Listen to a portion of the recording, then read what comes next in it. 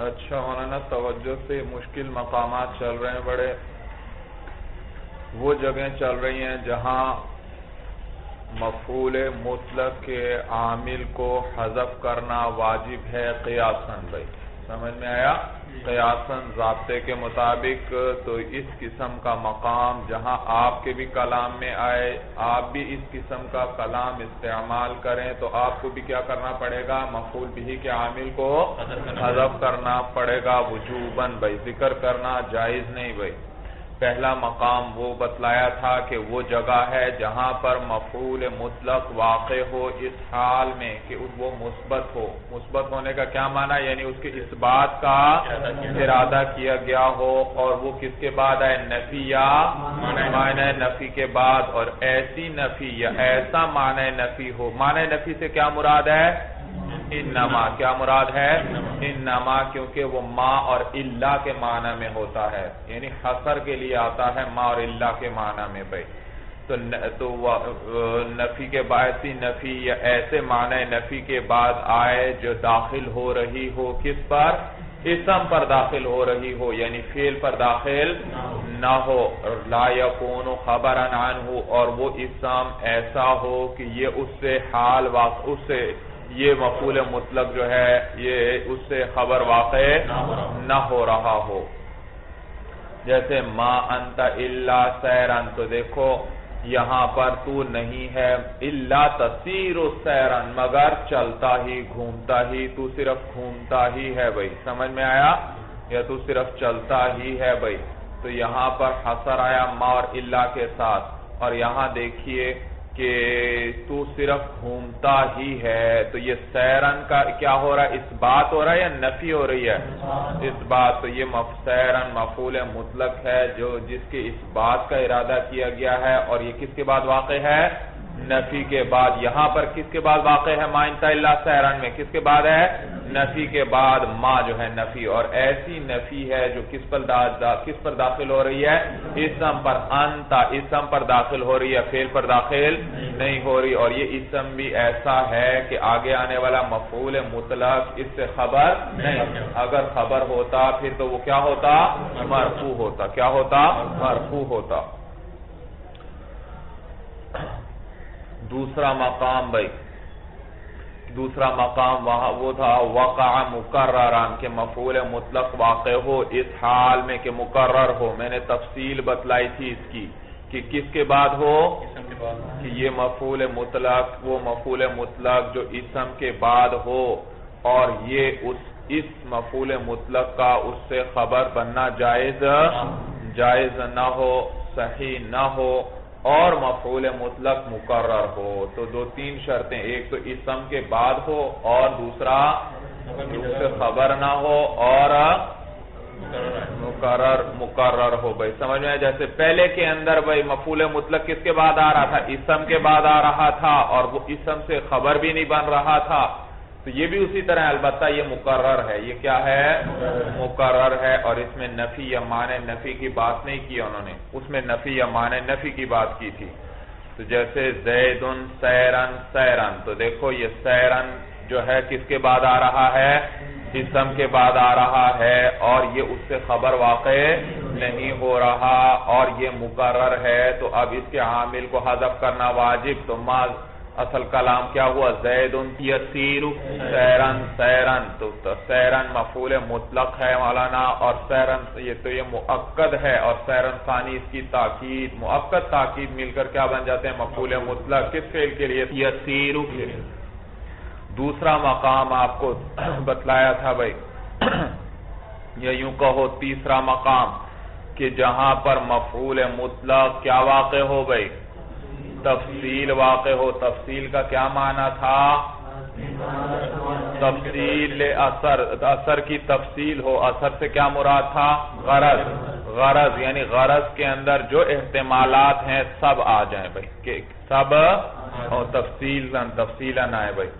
اور وہ غرض کس کی ہو مولانا؟ مضمون جملہ کی. اور مضمون جملہ کس کو کہتے ہیں؟ کہ مسند کے مصدر کو، کہ جو مصدر مفہوم ہو رہا ہے جملے سے، جملے کے اندر جو فعل آ رہا ہے یہ مصدر ہے، جو فعل آ رہا ہے اس کے مصدر کی اضافت کر دی جائے، کس کی طرف بھائی؟ فاعل یا مفعول کی طرف کر دی جائے تو یہ مضمون جملہ کہلاتا ہے۔ جیسے میں مثلا کہتا ہوں قام زید، تو مضمون جملہ کیا نکلے گا؟ قیام زید بھائی، قیام۔ تو دیکھو مصدر قام کا نکالا اور اس کی اضافت کر دی مسند الیہ فاعل کی طرف، تو قیام زید ہوا بھائی۔ یا میں کہتا ہوں ضرب زید عمرا، تو مضمون جملہ کیا ہوگا؟ ضرب زید، یہ کیا ہے؟ مضمون جملہ ہے۔ یا مفعول کی طرف مضاف کریں ضرب عمر، تو یہ ضرب زید، زید کا پٹائی کرنا، کیونکہ زید فاعل ہے، اور عمر کی طرف اضافت کریں گے تو ضرب عمر، عمر کی پٹائی کیے جانا، عمر کا پٹائی کیا جانا، عمر کا پٹائی کیا جانا، یہ جو ہے کیا ہے؟ مضمون جملہ ہے۔ اور جملہ بھی کیا ہے؟ متقدمۃ، پہلے جو آیا ہو، وہ جملہ جو پہلے آیا ہو اس کے مضمون کی غرض جو ہے اس کی جو تفصیل واقع ہو، اس مفعول مطلق کے عامل کو حذف کرنا واجب۔ دیکھو مثال سے بات سمجھ میں آتی ہے بھائی، فشد الوثاق، پس قرآن میں اللہ فرماتے ہیں پس باندھو کس کو؟ بیڑیوں کو، باندھو زنجیروں کو، باندھو بند کو، فَإِمَّا مَنًّا بَعْدُ، اس کے بعد کیا ہے؟ فَإِمَّا تَمُنُّونَ مَنًّا بَعْدُ، یا تم احسان کرو گے اس کے بعد، وَإِمَّا تُفْدُونَ فِدَاءً، یا کیا کرو گے؟ فدیہ قبول کرو گے۔ تمنون کے فعل کو حذف کرنا، تمنون فعل کو حذف کرنا واجب، اسی طرح فداءً کے فعل تفدون کو بھی حذف کرنا واجب، اسی لیے قرآن میں بھی اسی طرح آیا بھائی۔ سمجھ میں آیا بھائی؟ جی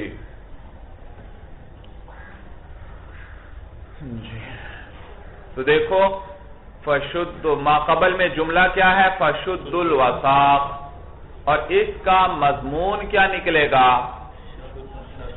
شد شد ہمارا مولانا، اس کا مصدر کیا نکلے گا؟ شد شد شدن، شد، اور اس کی اضافت کر دو، آگے کیا رہا؟ وثاق مفعول، اس کی طرف اضافت کرو شد الوثاق، یہ کیا نکلا؟ مضمون بند، باندھنا، بیڑیاں باندھنا، یہ کیا ہے؟ مضمون جملہ ہے۔ اس کی غرض کیا ہے مولانا؟ یا تو احسان کرنا ہے یا پھر کیا ہے؟ فدیہ لینا ہے، بیڑیاں باندھنے کا مقصد، تو یہ تفصیل کے ساتھ آ گئے۔ سمجھ میں آیا؟ یہ دونوں کیا ہیں؟ مفعول مطلق، وہ جو مضمون جملہ کی غرض تھی اس کی تفصیل بیان کر رہے ہیں۔ کیا کر رہے ہیں؟ شد الوثاق، بیڑیاں باندھنے کی غرض جو ہے اس کو تفصیلاً بیان کر رہے ہیں، اور وہ کیا غرض ہے بیڑیاں باندھنے کی؟ یا احسان کرنا ہے یا دونوں احتمال الگ الگ آ گئے مولانا، الگ الگ۔ تو یہاں حذف کرنا واجب۔ وَمِنْهَا، اور ان مقامات سے ایک مقام وہ ہے واقع، کس سے عبارت ہے؟ مقام سے، جگہ سے مولانا، مواضع ذکر ہو رہے ہیں نا جہاں حذف کرنا واجب، تو ما عبارت ہے کس سے؟ موضع سے، وہ جگہ، ان جگہوں میں سے ایک جگہ وہ ہے واقع جس میں واقع ہو۔ کون واقع ہو؟ ضمیر کس کو راجع؟ مفعول مطلق، اور عائد محذوف ہے فیہ، کہ اس میں واقع ہو، وہ جگہ کے وقع فیہ، کہ واقع ہو اس کے اندر۔ کون واقع ہو؟ مفعول مطلق واقع ہو، للتشبیہ، کس کے لیے؟ تشبیہ کے لیے، یعنی اس کے ساتھ کسی چیز کو مشابہ قرار دیا جائے۔ مفعول مطلق کس لیے واقع ہو؟ تشبیہ کے لیے ہو، یعنی اس کے ساتھ کسی چیز کو مشابہ قرار دیا جائے۔ میں کہتا ہوں ضربت زیدن ضرب القاری، میں نے زید کی پٹائی کی، ایسی پٹائی کی جیسے کہ قاری پٹائی کرتا ہے۔ سمجھ میں آیا؟ زبردست قسم کی پٹائی کی ہوئے، تو یہ میں نے تشبیہ دی یا نہیں دی؟ اپنی ضرب کو کس کے ساتھ تشبیہ دی؟ قاری کے ضرب کے ساتھ، تو یہ تشبیہ کے لیے آ رہا ہے۔ سمجھ میں آیا؟ تو وہ مفعول مطلق جو کس کے لیے آئے؟ تشبیہ۔ تشبیہ کا کیا معنی؟ یعنی اس کے ساتھ کسی چیز کو تشبیہ مشابہ بتلایا جائے۔ علاجن، علاجن کا معنی ہے مولانا وہ افعال جوارح میں سے ہو، وہ کس میں سے ہو؟ افعال جوارح میں سے ہو بھائی۔ افعال قلب میں سے نہ ہو بھئی، افعال جوارح میں سے ہو۔ جوارح کس کو کہتے ہیں؟ جوارح جمع ہے جارحتن کی، جوارح جمع ہے جارحتن کی، جلدی لکھو، جوارح جمع ہے جارحتن کی۔ عضو کو کہتے ہیں، عضو بدن، یہ جن سے کوئی کام کیا جاتا ہے، یہ عضو بدن بھائی، جن سے کوئی فعل سر انجام دیا جاتا ہے، یہ اعضاء بدن کیا کہلاتے ہیں بھائی؟ جوارح۔ یہ کس کی جمع ہے جوارح؟ جارحتن کی بھائی۔ تو یہ افعال جوارح میں سے ہو بھائی، جوارح یہ ہاتھ، پاؤں، سمجھ میں آیا؟ آنکھیں، کان، ناک وغیرہ، یہ افعال، یہ جوارح ہیں۔ تو وہ مفعول مطلق ہے جو کس کے لیے آئے؟ تشبیہ کے لیے، یعنی اس کے ساتھ کسی چیز کو مشابہ قرار دیا جائے، علاجاً، اس حال میں کہ یہ مفعول مطلق کیا ہو؟ افعال جوارح میں سے ہو، اور کس کے بعد آئے؟ بعد جملتن، کس کے بعد واقع ہو؟ جملے کے بعد، ایسا جملہ مشتملتن علی اسم بمعناہ، جو مشتمل ہو ایسے اسم پر، بمعناہ، جو اس کے ہم معنی ہو، اس مفعول مطلق کے معنی میں ہو بھائی۔ سمجھ میں آیا بھائی؟ کیا کہا، کتنی شرائط ذکر ہو رہی ہیں؟ مفعول مطلق کس لیے آئے؟ پہلی شرط تشبیہ، یعنی اس کے ساتھ کسی چیز کو مشابہ قرار دیا جائے۔ دوسری بات کیا ہوئی کہ وہ کس میں سے؟ افعال جوارح میں سے ہو۔ تیسری بات کہ وہ ایسے جملے کے بعد آئے جو اس کے ہم معنی اسم پر مشتمل ہو، جو اس کے ہم معنی اسم پر مشتمل ہو۔ وَصَاحِبِهِ، اور صاحب اسم پر مشتمل ہو۔ ہاں ضمیر کس کو راجع ہے؟ اسم کو۔ صاحب اسم پر مشتمل ہو وہ جملہ جو ما قبل میں آیا، وہ اس کے ہم معنی اسم پر بھی مشتمل ہو، اور صاحب اسم سے کیا مراد؟ یعنی جس کے ساتھ وہ اسم، وہ وصف قائم ہو گئی، جس کے ساتھ وہ وصف قائم ہو گئی۔ مثال سے بات سمجھ میں آئے گی۔ دیکھیے، مررت بہ، ہا ضمیر راجع ہے مثلا زید کو، میں زید کے پاس سے گزرا، فَإِذَا لَهُ صَوْتٌ، تو اچانک اس کے لیے آواز تھی، صوت حمار، جیسے کہ گدھے کی آواز ہوتی ہے، یعنی اس طرح وہ بلند آواز سے چلا رہا تھا یا بول رہا تھا۔ سمجھ میں آیا بھائی؟ فَإِذَا لَهُ صَوْتٌ، صوت حمار، تو اس کے لیے آواز تھی، کیسی آواز بھائی؟ جیسے کہ، تو اصل میں ہے یصوت صوت حمار، یصوت صوت حمار، تو یصوت فعل کو حذف کرنا واجب، صوت حمار یہ مضاف مضاف الیہ مل کر کیا بن رہے ہیں؟ مفعول مطلق بن رہے ہیں۔ صوت مصدر، صوت کیا ہے؟ مصدر کے معنی میں۔ ہاں تو یہ اب دیکھیے وہ ساری شرائط دیکھیے یہاں موجود ہیں۔ پہلی بات کیا تھی؟ وہ مصدر کس لیے ہے؟ تشبیہ کے لیے۔ صوت حمار یہ تشبیہ کے لیے ہے یا نہیں؟ تشبیہ کے لیے۔ ثانی، یہ افعال جوارح میں سے ہے، آواز دینا، آواز نکالنا، یہ کس کا فعل ہے؟ یہ افعال جوارح میں سے ہے۔ کس میں سے؟ افعال جوارح میں سے ہے۔ تیسری شرط، یہ کس کے بعد آ رہا ہے؟ جملے کے بعد۔ کس کے بعد؟ جملہ کیا ہے؟ لہو صوتن، فَإِذَا لَهُ صوتن، لہو کیا ہے؟ خبر جار مجرور، اور جار مجرور ہمیشہ کیا بنتے ہیں؟ خبر بنا کرتے ہیں، مبتدا کبھی۔ تو لہو خبر مقدم اور صوتن اس کا مبتدا ہے مؤخر۔ تو دیکھو یہ صوت حمار یہ جملے کے بعد آ رہا ہے، اور یہ جملہ مشتمل ہے ایسے اسم پر جو اس کا ہم معنی ہے، جو اس کا، تو دیکھو صوت، جملے کے اندر بھی صوت آیا، کیا آیا؟ صوت آیا۔ یہ اس کا ہم معنی ہے یا نہیں مولانا؟ یہ اس کا ہم، اسی صوت حمار، وہ جو صوت ہے اس مصدر کا یہ ہم معنی ہے۔ تو یہ جملہ مشتمل ہے ایسے اسم پر جو اس مفعول مطلق کا ہم معنی ہے، وَصَاحِبِهِ، اور صاحب اسم پر بھی مشتمل ہے۔ یہ جو جملہ آیا فَإِذَا لَهُ صَوْتٌ، تو اچانک آواز تھی، کس کے لیے آواز تھی؟ لہو، کس کے لیے؟ زید، ضمیر کس کو راجع؟ زید کو راجع ہے۔ تو یہ آواز کس کے لیے ہے؟ زید کے لیے۔ تو زید، تو یہ صوت اسم جو ہے کس کے لیے ہے؟ زید کے لیے. کس کے لیے ہے؟ زید کے لیے. تو یہ جملہ مشتمل ہے اسم، اس کے ہم معنی اسم صوت پر بھی، اور صاحب اسم وہ کون ہے؟ زید، جس کے ساتھ یہ اسم کیا ہے، یہ وصف کیا ہے؟ قائم ہے. یہ آواز فَإِذَا لَهُ صَوْتٌ، میں کہتا ہوں بھائی اس کی کیا تھی؟ آواز تھی. اس کے لیے آواز تھی. تو یہ آواز کس کے ساتھ قائم ہے؟ اس کے لیے. میں بتا نہیں رہا آپ کو، اس کے لیے آواز تھی، یعنی اس کی آواز تھی. کیا معنی؟ یہ آواز اس کے ساتھ قائم تھی. یہ آواز اس کے ساتھ قائم تھی. سمجھ میں آیا بھائی؟ میں اصلا میں کہتا ہوں زید قائم، زید کیا ہے؟ کھڑا ہے. بتائیے یہ قیام کس کے ساتھ قائم ہے؟ میں کہتا ہوں زید عالم، یہ علم کس کے ساتھ قائم ہے؟ زید. تو یہ جملہ دیکھو مشتمل ہے ایک اسم پر بھی اور صاحب، یہاں پر بھی اسی طرح ہے مولانا. لہو صوت، اس کے لیے کیا تھی؟ اس کی آواز تھی. تو یہ آواز کس کے ساتھ قائم ہے؟ زید. زید ہے تو یہ صوت آواز ہے، زید نہیں تو یہ آواز بھی نہیں. تو دیکھا یہ مفعول مطلق آ رہا ہے تشبیہ کے لیے صوت حمارن، اور یہ کس میں سے؟ افعال جوارح میں سے ہے. اور یہ ایسے جملے کے بعد آ رہا ہے جس جملے کے اندر ایک اس کا ہم معنی اسم بھی موجود ہے اور صاحب اسم بھی موجود ہے. اور صاحب اسم یہاں پر کیا ہے؟ ہا ضمیر. کیا ہے؟ ہا ضمیر. یہ آواز اس کے ساتھ قائم ہے. سمجھ میں آیا بھائی؟ اچھی طرح بات سمجھ میں آ گئی. وَصُرَاخٌ صُرَاخَ الثَّقْلَ، یہ بھی اسی طرح. مَرَرْتُ بِزَيْدٍ، میں زید کے پاس سے گزرا. فَإِذَا لَهُ صُرَاخٌ، صراخ بھی آواز کو کہتے ہیں، چیخنا چلانا. صراخ کس کو کہتے ہیں؟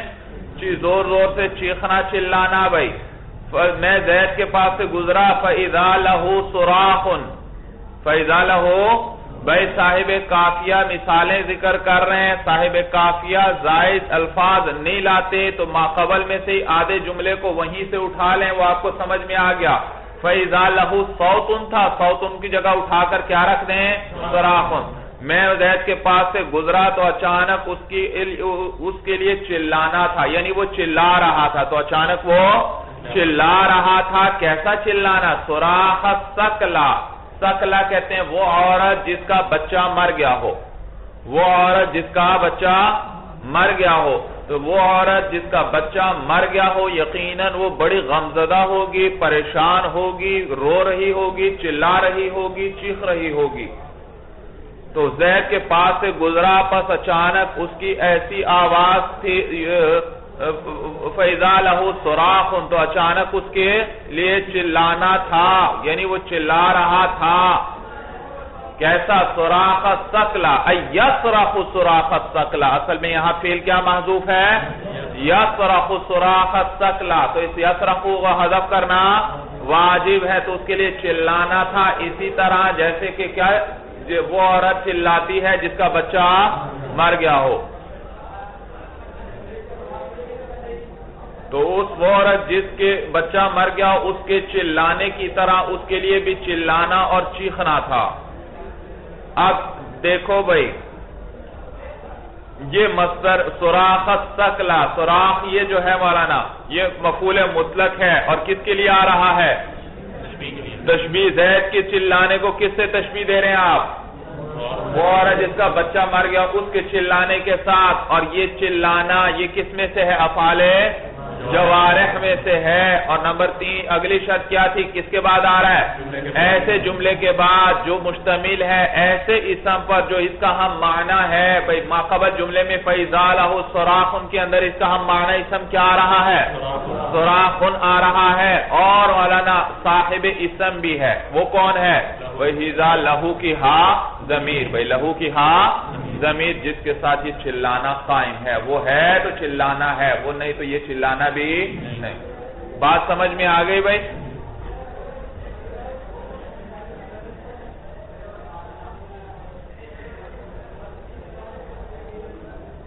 ترکیب کیسے ہوگی بھائی؟ مررت بہ، مررت فعل با فاعل، اس کے اندر اس میں جو تون ضمیر ہے ضمیر بارز یہ کیا ہے؟ اس کا فاعل. با جارہ، ہا ضمیر مجرور. جار مجرور مل کر کس سے متعلق ہوئے؟ مررت فعل کے ساتھ. مررت فعل اپنے فاعل اور متعلق سے مل کر جملہ فعلیہ خبریہ ہوا.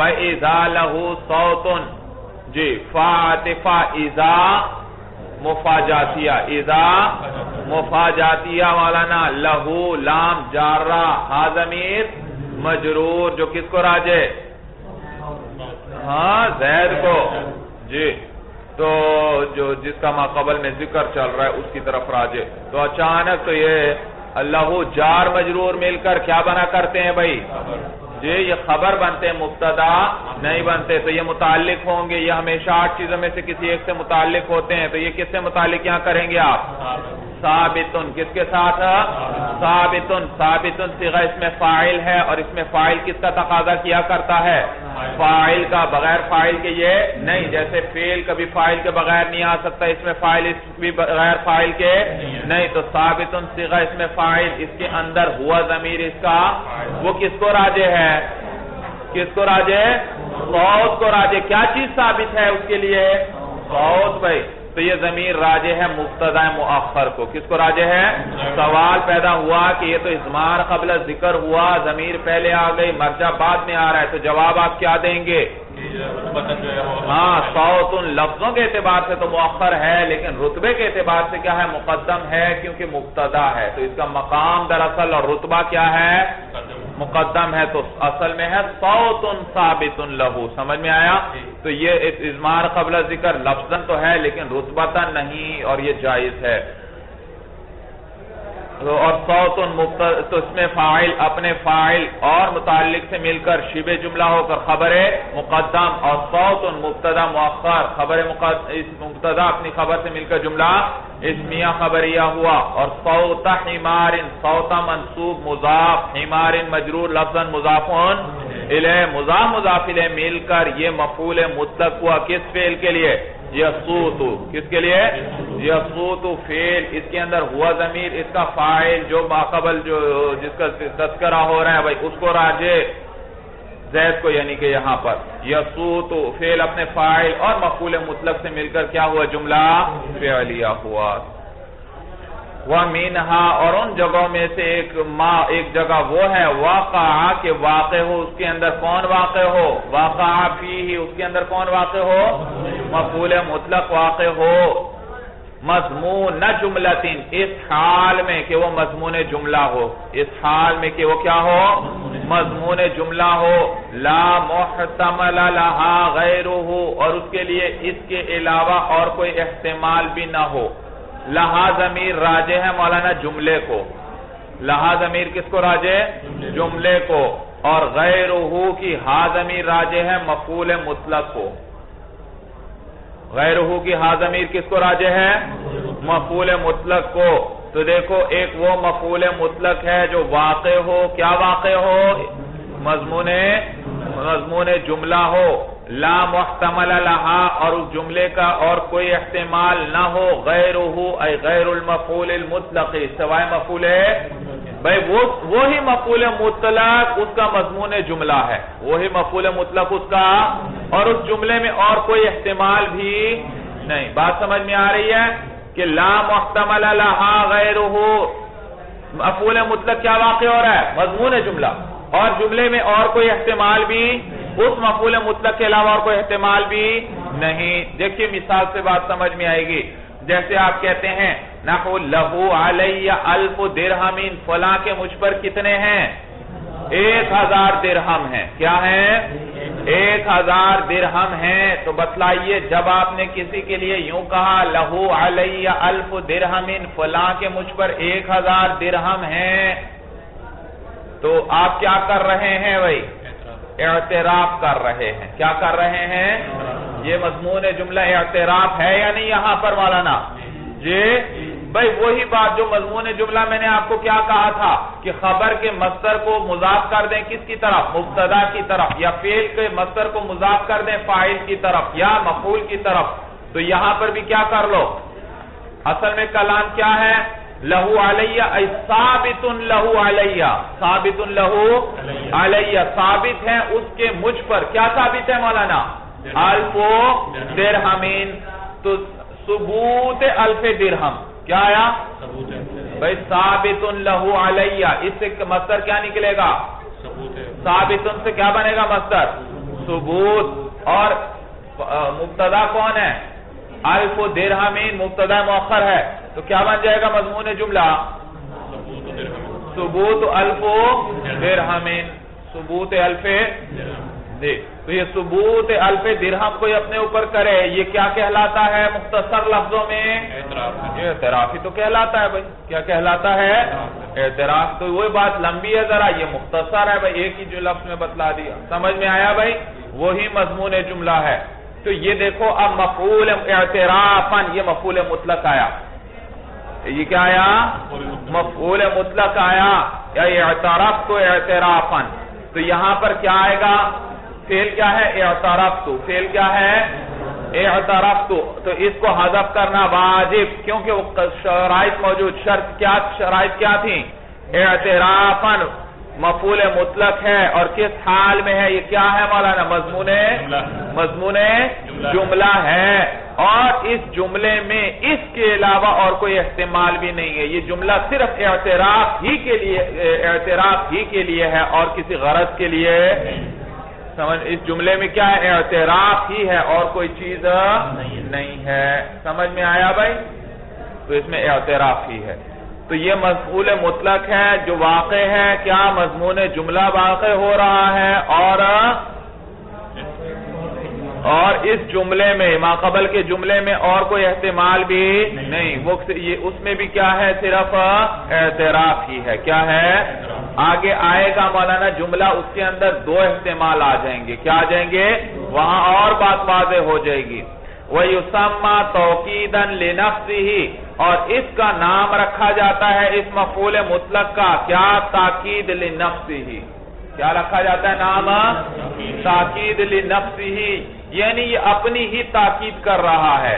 بھئی میں نے کہا ضربت زیدن ضربن، ضربت زیدن ضربن، بھئی یہ مفعول، تو ضربت زیدن کا ضرب کیا نکالیں؟ مضمون جملہ نکالیں جی، ضرب زیدن۔ سمجھ میں آیا؟ مفعول کی طرف نے مضاف کر دیا، زید کا پٹائی کیے جانا، اور آگے بھی کیا آیا؟ ضربان۔ تو وہی مضمون جملہ کی تاکید ہوئی یا کسی اور چیز کی تاکید ہوئی؟ مضمون جملہ بھی کیا تھا؟ ضرب، اور یہ مفعول مطلق بھی کیا آیا؟ ضرب۔ وہ تھا ضرب زیدن، مصدر تھا یا نہیں مولانا؟ ضرب، اور یہ بھی کیا آیا؟ ضرب۔ تو اس ضرب میں، اسی ضرب میں کیا پیدا کر دی؟ تاکید۔ تو اب یہ مفعول مطلق نے اپنی ہی تاکید کی یا کسی اور چیز کی تاکید کی ہے؟ اپنی تاکید کی ہے، وہی جو مصدر ما قبل کلام سے مفہوم ہو رہا تھا اسی کی کیا کر دی؟ تاکید کر دی۔ بات سمجھ میں آ رہی ہے سب کو؟ اس لیے اس کو کہتے ہیں تاکید لنفسہ، یہ اپنی ہی ذات کی تاکید کرنے والا ہے، اپنی ہی ذات کی۔ تو ما قبل جملے سے بھی اعتراف معلوم ہو رہا تھا، اور آگے بھی اعتراف ہی آ گیا، تو اس اعتراف نے اس اعتراف کو کیا کر دیا؟ پختہ کر دیا۔ کیا کر دیا؟ پختہ کر دیا، یعنی اس میں تاکید پیدا کر دی۔ ایک چیز جب دو دفعہ ذکر ہو تو اس میں کیا پیدا ہو جاتی ہے؟ جو تاکید آ جایا کرتی ہے۔ تو وہی مضمون جملہ بھی وہی سمجھ میں آ رہا تھا، آگے اعترافاً خود بھی آ گیا، تو اسی مضمون جملہ کے لیے اس میں اس نے کیا پیدا کر دی؟ تاکید پیدا کر دی۔ بات سمجھ میں آ رہی ہے؟ تو اس کو کہتے ہیں تاکید لنفسہ، کہ اپنی ہی ذات کی تاکید کرنے والا ہے، کسی اور چیز کی تاکید، یا یوں کہ اپنی ہی ذات کی وجہ سے تاکید کرنے والا ہے، کسی اور کی وجہ سے تاکید کرنے والا نہیں ہے۔ سمجھ میں آیا؟ وَمِنْهَا مَا وَقَعَ، اور ایک جگہ وہ ہے کہ جہاں پر واقع ہو، وہ جگہ ہے وَقَعَ ای وَقَعَ فِيهِ، کہ اس میں کیا واقع ہو؟ مفعول مطلق، اس حال میں، مضمون جملتن، اس حال میں کہ وہ کیا ہو؟ مضمون جملہ ہو، لہا، ہاں ضمیر راجع ہے جملے کی، اس جملے کے لیے محتمل غیرہ، احتمال ہو۔ ہاں ضمیر غیرہ کی کس کو راجع؟ مفعول ہے، اس جملے میں اس مفعول مطلق کے علاوہ اور غیر کا بھی احتمال ہو، اس جملے میں مفعول مطلق کے علاوہ غیر کا بھی احتمال ہو۔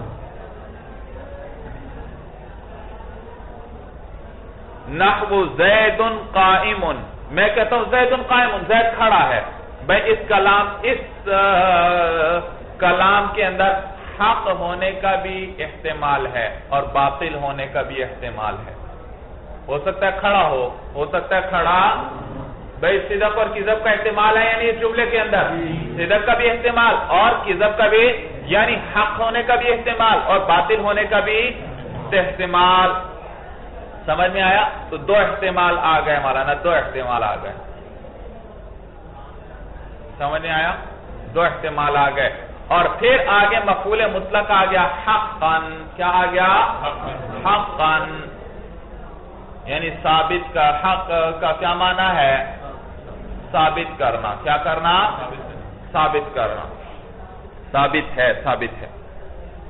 تو اصل میں کلام ہے احق حقا. بھئی احق حقا زید قائم احق حقا.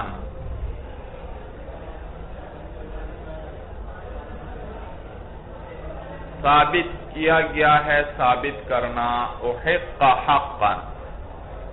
سمجھ میں آیا؟ تو یہاں پر دیکھو یہ کیا ہے جی؟ اس میں مضمون جملہ کیا ہے ہمارا نا؟ قیام زید. یعنی زید کے لیے ثبوت قیام ہے. زید کے لیے کیا ہے؟ ثبوت قیام ہے. تو یہ مولانا اور یہ ثبوت قیام حق بھی ہو سکتا ہے اور باطل بھی ہو سکتا ہے. تو یہاں پر مفعول مطلق مولانا واقع ہے اس حال میں کہ یہ کیا ہے؟ مضمون جملہ ہے، یعنی اس کا مضمون جملہ ہے. تو حقاً کیا ہے؟ حقاً کا کیا معنی ہے؟ ثابت کرنا. تو وہاں بھی کیا تھا؟ ثابت کرنا ہی تھا. زید کے لیے کس چیز کو؟ قیام کو. تو یہ مضمون جملہ ہے. لہا محتمل غیرہ. اور اس جملے میں اس کے علاوہ غیر کا بھی احتمال ہے. جیسے تو یہ حقاً ہے تو باطل ہونے کا بھی احتمال ہے. بھئی بات سمجھ میں آ رہی ہے بھئی؟ نحو زید قائم. زید کھڑا ہے حقاً. ثابت ہے، ثابت ہے. احق حقاً ثابت کیا گیا ہے. ثابت کرنا. بھئی ثابت کیا گیا ہے ثابت کرنا یعنی زید کے لیے قیام ثابت ہے.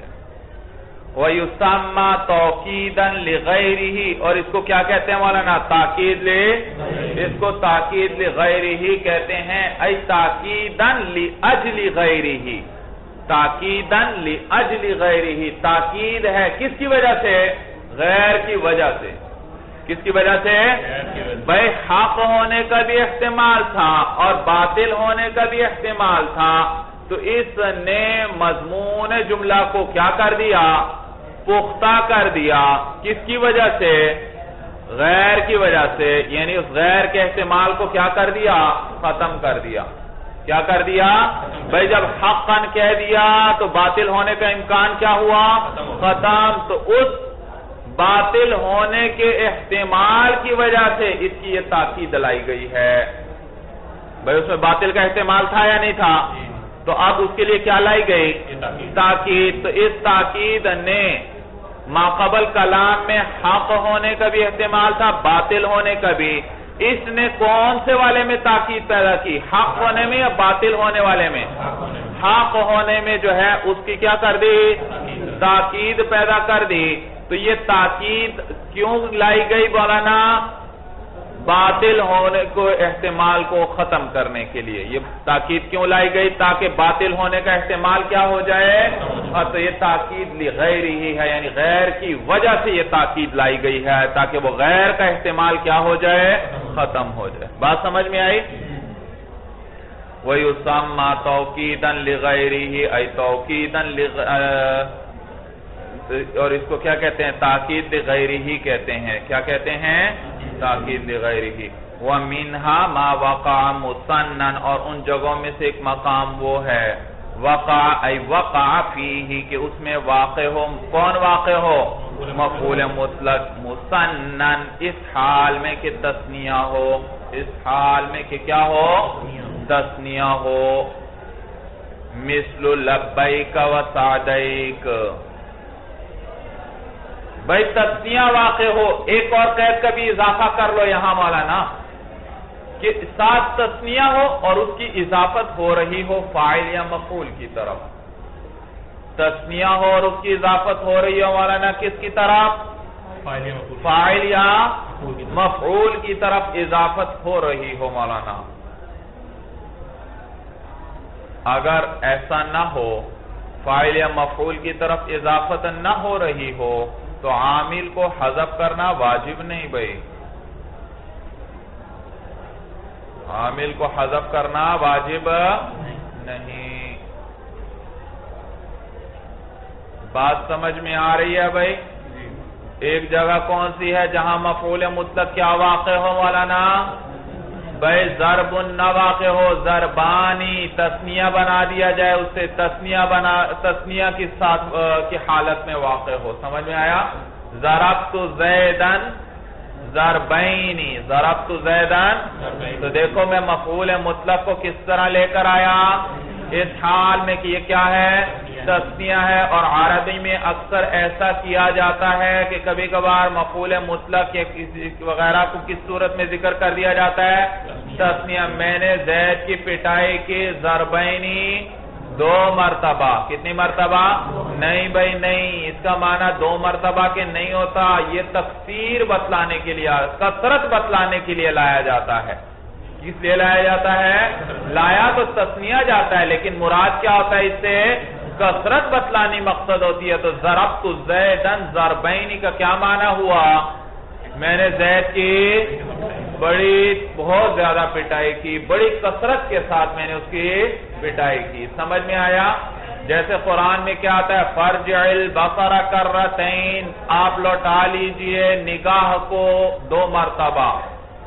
نگاہ کو بھائی فرمایا، اللہ فرما رہے ہیں کہ ہمارے آسمان پر نظر ڈالیے 2 مرتبہ، نظر لوٹائیے کرتین. کتنی مرتبہ؟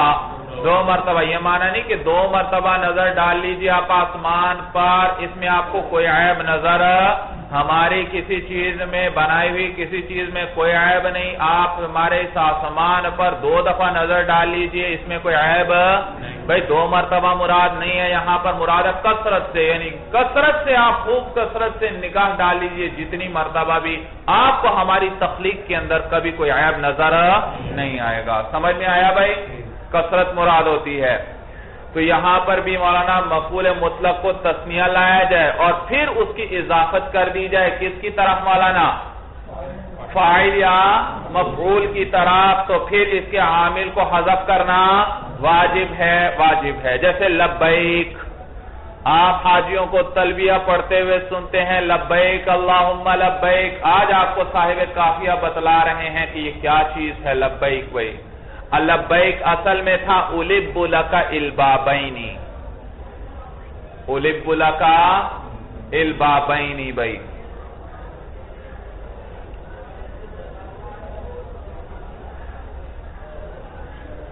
الب یلب کا معنی مولانا باب فعال ہے. الب لک البابین. جلدی لکھو بھائی، جلدی لکھو. الب البا کا معنی ہے خدمت میں حاضر ہونا. الباب کا کیا معنی ہے؟ الباب کا خدمت میں حاضر ہونا.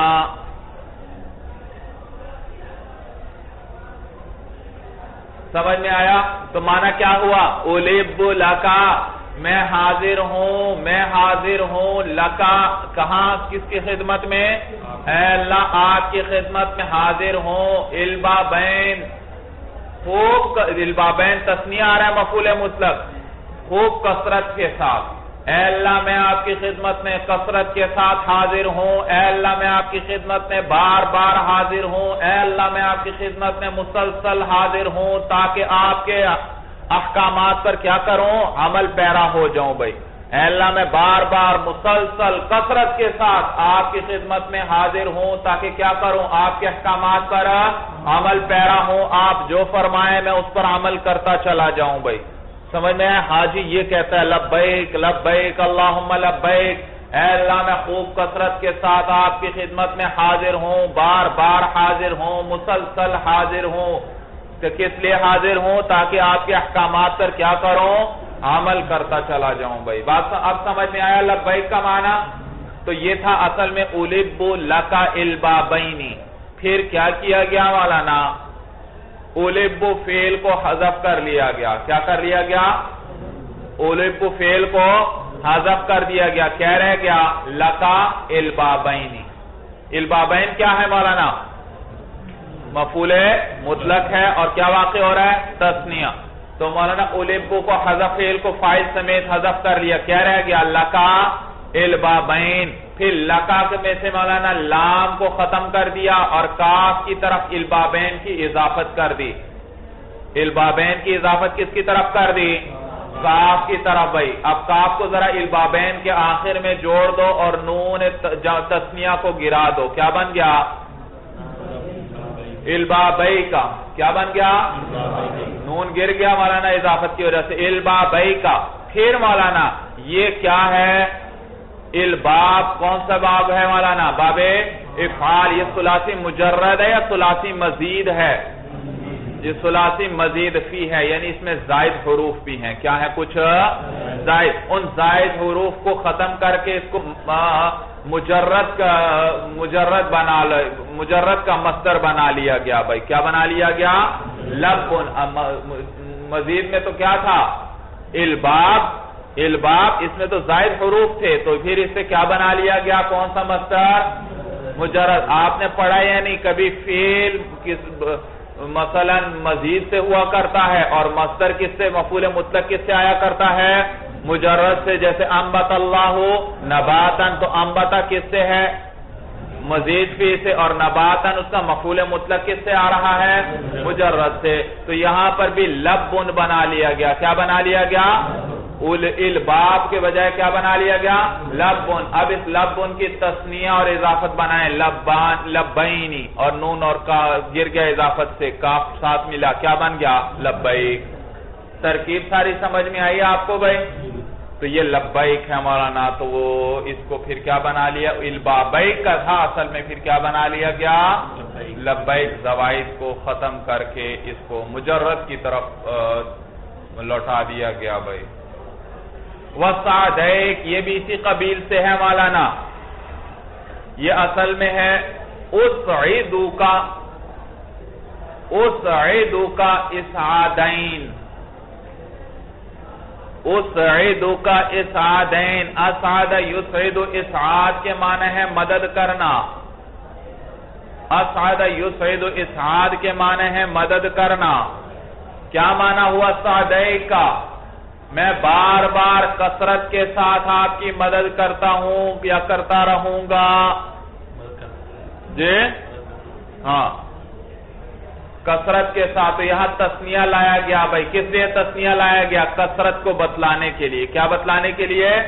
کثرت کے. میں کثرت سے آپ کی کیا کرتا ہوں؟ مدد کرتا ہوں یا مدد کرتا رہوں گا کثرت کے ساتھ. تو اصل کلام تھا اُسْعِدُكَ إِسْعَادَيْنِ. اُسْعِدُكَ. بھائی پہلا کیا تھا؟ اُلِبُّ لَكَ الْبَابَيْنِ. اور یہ کیا ہے؟ اُسْعِدُكَ إِسْعَادَيْنِ. بھئی وہاں پر اُلِبُّ کے بعد کیا آیا تھا؟ لَكَ. مفعول پر کیا داخل ہوا تھا؟ لام. اور یہاں پر مفعول براہ راست فعل کے ساتھ آ رہا ہے اُسْعِدُكَ. وجہ یہ مولانا کہ آپ نے پڑھا ہے کبھی فعل براہ راست مفعول پہ عمل کرتا ہے اور کبھی کبھار وہ کیا کرتا ہے؟ بواسطہ حرف جر. جیسے مولانا ضربت زیدن. دیکھو ضربت نے زیدن پہ براہ راست عمل کیا اور اس کو کیا بنا دیا؟ اپنے لیے مفعول. اور کبھی ایسا نہیں ہو سکتا فعل براہ راست عمل نہیں کر سکتا تو پھر کس کا ذریعہ بناتے ہیں درمیان میں حرف جر؟ مررت بہ. مررت بزید. آپ کہہ سکتے ہیں مررت زیدن. مررتو زیدن نہیں کہہ سکتے کیونکہ مررتو تو فعل لازم ہے، وہ تو مفعول میں براہ راست عمل ہی نہیں کر سکتا. تو پھر حرف جر کے واسطے سے کیا کیا دیا جاتا ہے اس کو؟ عمل. تو کیا بنا دیا مثلا مررتو بھی زید. تو اُلِبُّ بھی اسی طرح تھا، وہ براہ راست مفعول میں عمل نہیں کرتا تھا تو پھر کس کے واسطے سے لایا گیا؟ لام کے واسطے سے لایا گیا. سمجھ میں آیا؟ تو اُلِبُّ لَكَ. اور یہ اسعاد ہے مدد کرنا اور یہ مفعول پہ عمل کرتا ہے. جیسے ضربہ کیا کرتا ہے؟ مفعول کے اندر عمل. تو اس کے لیے مفعول ساتھ آ گیا، حرف جر کی ضرورت نہیں. اُسْعِدُكَ إِسْعَادَيْنِ. اُسْعِدُكَ. پھر کیا کیا گیا ہمارا نا؟ اُسْعِدُ کو حذف کر دیا گیا اور کاف کو مضاف کر دیا. کس کی طرف؟ کاف کو مضاف الیہ بنا دیا کس کے لیے؟ اسعدین کے لیے مضاف الیہ بنا دیا. کیا بن گیا؟ نون اضافت گرا دو. اسعدی کا کیا بنا دیا؟ اسعدی کا. اور پھر کیا کر دیا گیا مولانا؟ زوائد کو گرا کر کیا بنا دیا؟ سعدیک بنا دیا بھائی. کیا بنا دیا؟ سعدیک. بات سمجھ میں آئی بھائی؟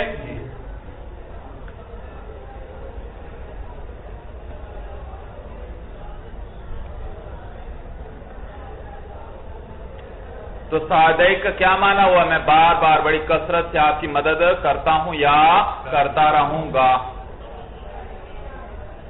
بات سمجھ میں آ گئی؟ تو دیکھا اب یہ لبیک مصدر ہے، مضاف ہے کس کی طرف؟ مفعول کی طرف. سعدیک مصدر ہے، تثنیہ ہے، کس کی طرف مضاف ہے؟ تو وہ مفعول مطلق جو تثنیہ ہو اور مضاف ہو کس کی طرف؟ فاعل یا مفعول کی طرف. اس کے عامل کو حذف کرنا واجب. اگر ذکر کر دیں آپ تو یہ جائز نہیں، جائز نہیں. سمجھ میں آیا بھائی؟ چلیے مولانا ھذا ھو المرام واللہ اعلم بحقیقت الکلام.